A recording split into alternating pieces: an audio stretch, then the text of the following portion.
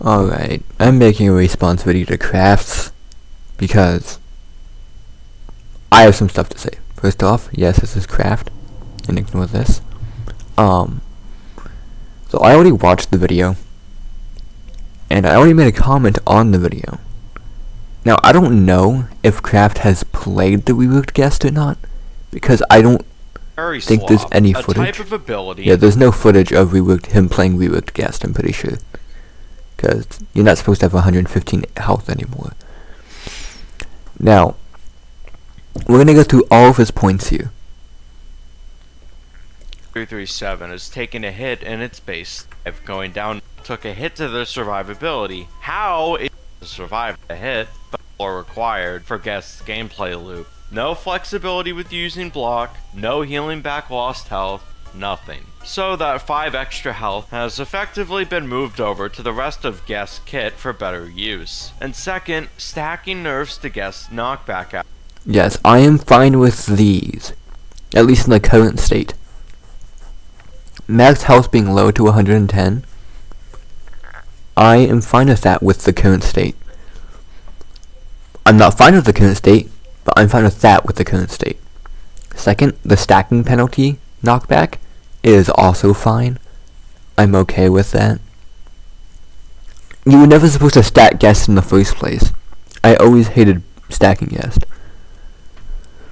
Now, onto the more important stuff. Rails. On the other hand, block has gotten completely overhauled from the ground up. While consistency has been a weak point for this ability, there's another detrimental trait which has plagued block's balancing for a while now: ability denial. So he just skips over the entire part he said at the start here. From the ground up. While consistency has been a weak point for this. While consistency has been a weak point for this ability, that he just completely ignores that later. He acts as if that's still not an issue. But we'll get back to that, I guess, if I remember. Game with X Factor. Now, I do agree with this point. It was stupid that you could deny so many abilities: Demonic Pursuit, Walk Speed Override, Void Rush. I may not like all of those abilities, but I will say that it was stupid you could just completely deny them. I see that as a guest main. When a killer is reliant on something like a walk speed override or a void rush to accomplish something in a match, and there is even a chance for that ability to do absolutely nothing despite actually landing it. Hold on, not just that, there being a chance to get stunned for landing your X Factor, a double whammy, it changes the complexion of matches in Forsaken into unhealthy stalemates where a guest could go in the killer's face without any commitment whatsoever. This is also still an issue. And killers didn't want to throw off any ability because of the scenario of it getting blocked. And it gets worse when Slasher doesn't even have a projectile of sorts to attempt to bait out the block with. And if you are in that 1% of players who are actually good with guest, you could theoretically invalidate a killer for the whole match in a way that was unhealthy balancing wise. Yes, I agree with that. But he keeps mentioning points that are still an issue. You keep mentioning points that are still an issue. Block being inconsistent. Block causing this stupid way you run up on the guest and just stare at their ass for like a minute. It's still an issue. It made for an ability that was inconsistent in hitting blocks, but very consistent at denying abilities, which... So now it is very bad at denying abilities, and is still inconsistent. Killers rely on heavily. So how do you fix this weird scenario? Limit what can be fully blocked. Now, it's a good idea on paper, but if you're gonna do this, then you need to make sure that actually landing the block on the things that can be blocked is more feasible. However, they did not change anything about that. Kind of. We'll get to that. So he talks about how, here we go. And regain full movement speed. X factors like walk speed override suddenly become much safer abilities to throw off on a guest, since you'll still deal a good chunk of damage, but the guest still gets something out of predicting it, in theory making long stalemates less frequent. Now, the guest still gets something out of it. Well, it's technically not wrong. 40% of walk speed override is still a lot of damage. 40% of void rush is still a lot of damage. The only ones I wouldn't say it's a lot of damage is if you try blocking Gashing Wound or you try blocking Demonic Pursuit. Even with Demonic Pursuit, you get hemorrhaged.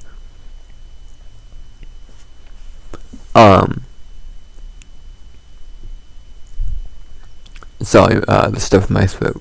Factors like walk speed over a good chunk of damage, but the guest still gets something out. Just put the killer further in the driver's seat during a block interaction, something I'm not just as important, and we're also, but in return, it solves a problem that's arguably just as important of its movement speed reduction, have both been reduced to 50% and 1.5 seconds.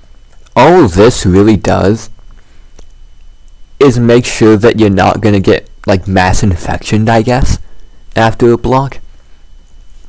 But that's really it.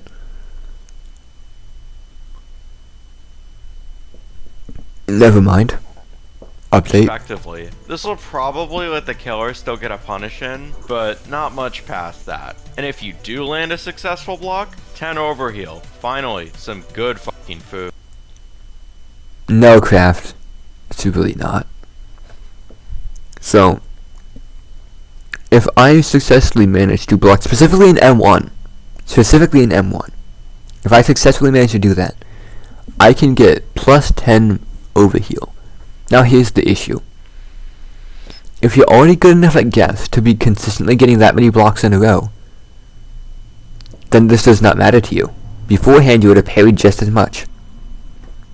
Secondly, if the kill is bad enough that you could do that, same issue.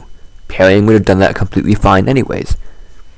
All this really does, this doesn't solve the problem, because if a guess wants to go help their team, now they can block even less than they could before, risk using a lot of health still, also that they can get plus 10 max HP and barely do anything for the person. Because the killer has more leverage in the interaction, the guest gets some self-sustain for running the gauntlet. About time the tank sentinel has a way to regain some lost health after missing a block or two. It's not much, but it's something, anything, to help out a player who's more on the aggressive end of going for blocks. Enough. I agree with that point, but we'll get to it literally in the next section with Punch, as to why this just doesn't really work with the current state of his stun. Parrying was a requirement. I'm reduced a little bit, so if you're really hungry for landing some blocks, you can do just that, I guess. Meanwhile, Punch solved another big issue with Guest. No, it did not. Parrying was a requirement to see decent results. It still is. Get me wrong, you still have charge, but that ability alone isn't a good enough reason to pick Guest over a more consistent sentinel like Shaletsky or Jane Doe. While charge is nonetheless a good ability when teammates actually try to make some effort to get value off the knockback, said teamwork is not a guarantee in a typical lobby. If you wanted to get anywhere meaningful, you had to land a block to access Punch. Now, you aren't 100% forced to do that. Punch becomes usable on a 60-second cooldown. Now let's look at that. 60-second cooldown. At the cost of a normal punch only knocking back the killer a bit and applying slowness and... Alright. So for some reason Kraft really loves talking about how strong knockback is. So first off, the punch knockback is a really bad. It's so bad. I have punched killers in my face with this new punch, and they have not moved at all. Secondly, the only helpful thing here is the helpless. And that's only if it's on a for a teammate, right? Which I guess it's fine. But the slowness 2 does barely anything in most cases. The only time it's gonna do something is if you like punch a John Doe who got unstoppable, or punch a killer who just got out of being stunned, to like prolong the nerf from being stunned. However, every 60 seconds, being able to do one of the worst abilities in the game is not good. Just keep in mind that Jane Doe's hatchet at level 0 does, I'm pretty sure, the exact same thing here as punch. It's on a shorter cooldown, and if you put in like a minimal effort, it does more than that. And then Shedletsky gets to put in even less effort, and he gets a 3-second stun. 2-time, they still have to put in some effort, but they get a 3.5-second stun. And not to mention, this is all completely useless if the killer is Slasher or Sixer, because what they're trying to do is make you worse at stunning, but instead you're better at tanking. But you can't tank those two characters. You can't tank multiple multi-hit abilities like Corrupt Energy, Corrupt Nature, Mass Infection, Entanglement, even Walk Speed Override. Sure, you can tank it, but if you get hit with it, I'm pretty sure it hits both of you if you're standing on top of each other. So that's not very helpful. You can't block minions anymore. You actually can't punch multiple minions with your normal punch because they remove piercing on it. So every 60 seconds, I can do one of the worst abilities in the game, and as a trade-off, I'm able to maybe block some attacks. And helpless debuffs. Basically a pseudo-stun. You'll also receive no resistance during the wind-up. However, just because you aren't required to block doesn't mean you shouldn't go for blocks at all. Because landing is a bit of a rework, having less of an emphasis on its stun and more focus on its knockback. A whopping 13 from landing. A whopping 13. Now, he is severely overestimating how much that means. So first off, stun duration reduced to 2 seconds. Now, if you look at the only other worst stun in the game, it is Jane Doe's level 1 hatchet, which is meant to be a horrible stun because you're not supposed to hit them with 1 resonance. So, what we have here is Block now being one of the hardest abilities used in the game when it was already pretty hard to use. It is now one of the hardest abilities to use in the game, and if you successfully use it to block an M1, you can also do the worst stun in the entire game. Keep in mind that Jane Doe's level 1 hatchet does 2.5 seconds. 2 times backstab does 3.5 seconds. Chance's shot can do up to 4. And it's a ranged one, so you don't have to get in danger for it. And Shedletsky's is 3 seconds. And now I feel like Craft is forgetting something here. Sentinel stacking nerfs. The more sentinels the worse a stun is. So if there's multiple sentinels, if you successfully land a parry, it will do absolutely nothing. I have footage of it. I think I deleted the footage actually. But there was footage where I was being chased. I landed a parry on this slasher. And before I could even get more than around 5 studs away from them, they were already unstunned and on my ass again.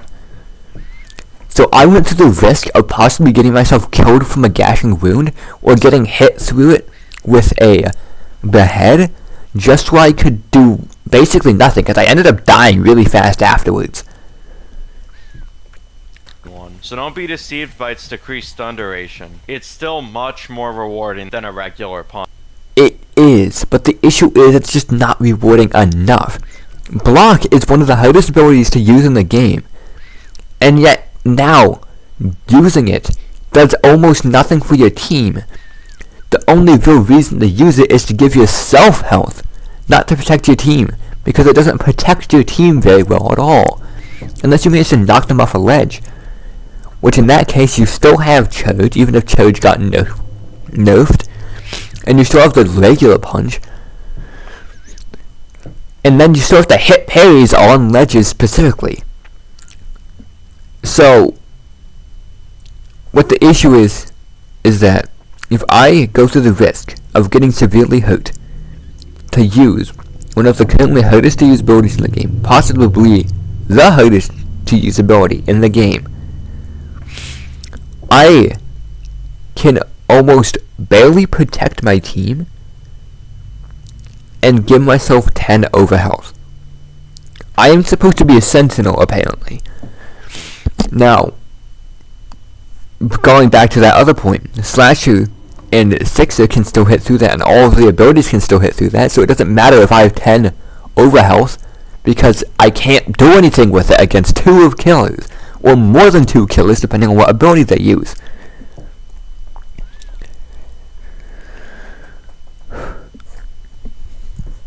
Punch. I see this reworked punch as a noticeable improvement both on a productivity and mental level. If you're ever on a cold streak for landing blocks, you'll always have a normal punch to lie back on. Yes, even though it barely does anything, he is correct about that. Albeit only one every minute. You can do something when you're having a rough time. It's no longer an outright all or nothing ability, and since a lot of punch's value is shifted towards knockback, it's far better as a teamwork tool rather than something you utilize for yourself. Well, Shalesky can use a stun for himself. Chance kind of can. Jane Doe can. Two-Time can. So Guest can't. And his point for this is gonna be, oh, stop going on generators, you stupid Guest. I hate all of you. Maybe that's a bit of an overreaction. But I know he absolutely hates Guest, and he hates Guest players. Everyone hates Guest players. Well, that's not an excuse to basically say, hey, you get no survivability. Sure, he gets some survivability. But even when he does successfully stun, and you parry, if you accidentally parry wrong, you can make it worse for your teammate. You could actually make it worse for your teammate, because you could send the killer towards them, and then they get out of a stun in 1 second because everyone else is sentinels, until you just gave them free distance. So you not only gotta hit the block, you gotta hit the parry. You gotta hit the parry in the opposite direction your teammate is going, but the killer's gonna be running at your teammate still. So if you go try and punch in the opposite direction, you're just gonna miss.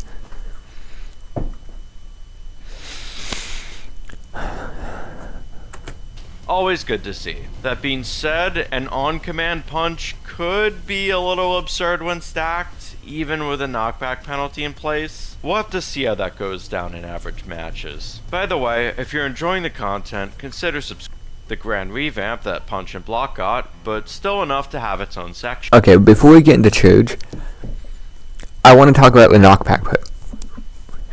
He seems to think that 13 knockback is really, really good. So not only ignoring the fact that, of my point beforehand, but it's very hard to actually get value out of a parry knockback, in most cases. There's still the issue of, when the killer gets knocked back, if they get the stun sooner, they can still use abilities. Being further away doesn't stop you from using most abilities. So let's say you... so with a 3.5 second stun like before, ignoring if there's any other sentinels. Imagine there wasn't any other sentinels, it was just you. And you successfully parried the killer away from your teammate. So, beforehand you would do a 3.5 second stun. And with this 3.5 second stun, for those 3.5 seconds, the killer could not do any catching up to the survivor. Now, what happens is, they get knocked back a little bit further, they get a 2 second stun. And when those 2 seconds are up, they could use entanglement, they could use mass infection, they could use corrupt nature, they could use corrupt energy, they could use walk speed override, they could use nova, they could use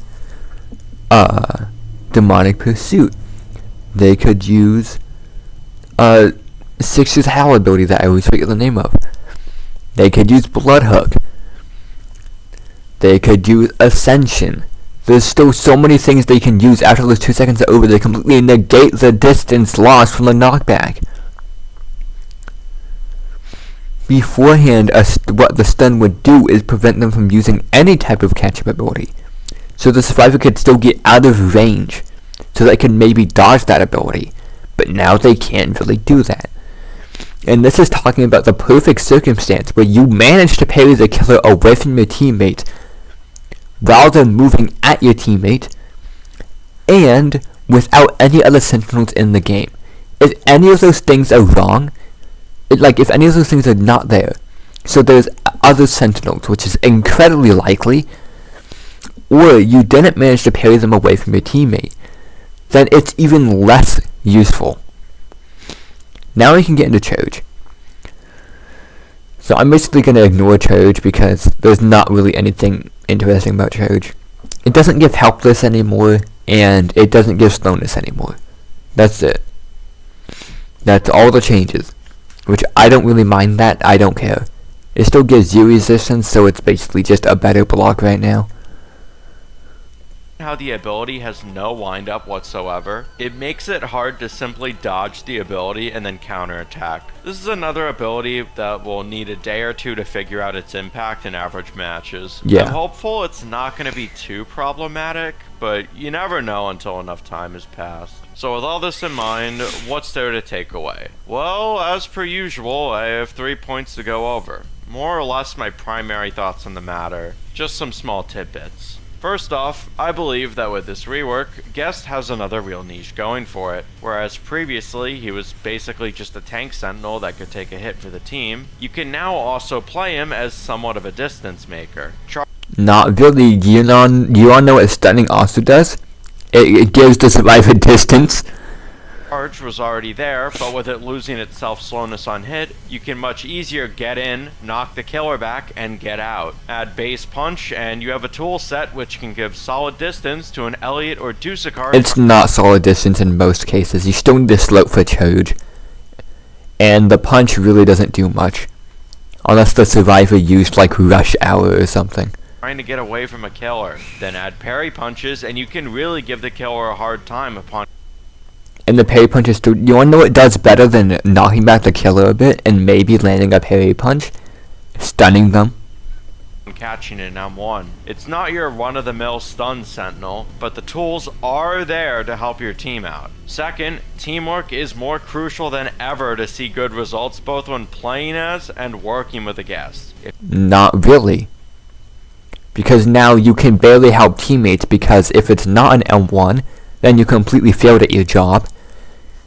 If it is an M1, and it was a multi-hit ability, or multi-hit M1, your teammate still takes damage and you don't get much value for them out of it.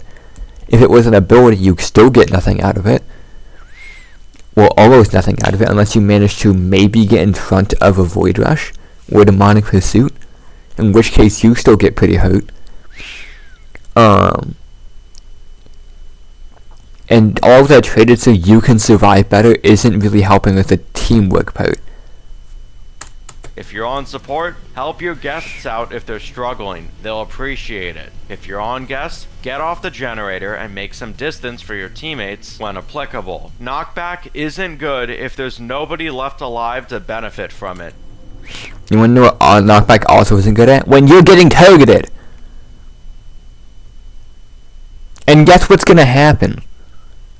The sentinel, the person that's supposed to be good at helping others and self-sustain is going to be just good at helping others and then die instantly afterwards because they can't do anything. I want there to be more teamwork in Forsaken, but in the current state of the game, if you want to do that, all survivors are going to have to be like that. Because currently, with how Guest is, no one's going to play Guest. People are just going to play Shadesi or Jane instead. Because guess what? They want to also survive while helping their team. If they want to survive while helping their team, they're not going to be playing Guest.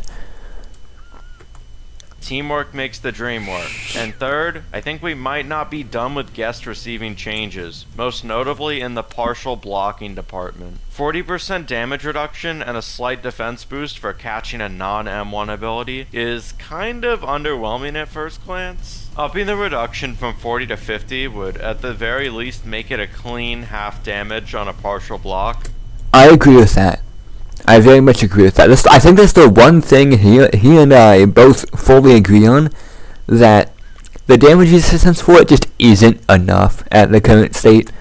I've heard some people wanting the resistance changed to a short speed boost, but I'm a little hesitant on I don't like that. since it could very easily reinforce selfish play, something we don't want. Actually, on second thought, partial blocking and charge. Two things to be looking out for in changelogs. But of course, these were just my first impressions on the rework, and I'd like to hear what you guys think about the rework in the comments. So make sure to drop your takes below. The rework is probably going to be one of the most polarizing balancing changes Forsaken has ever put. Okay, that's basically the end of the video.